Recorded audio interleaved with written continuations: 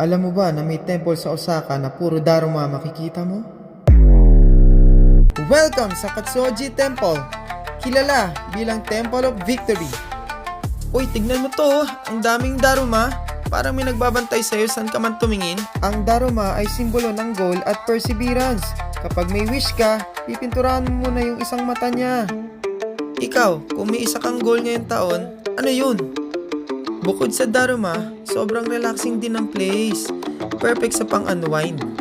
Honestly, parang reminder siya na kahit bumagsak ka, babangon ka ulit. Maraming tao ang bumabalik dito kapag natupad na ang wish nila para magpasalamat. Next time, pag nasa Osaka ka, visit mo to. Baka dito na magsimula ang next win mo. Alright! Next stop, saan tayo pupunta?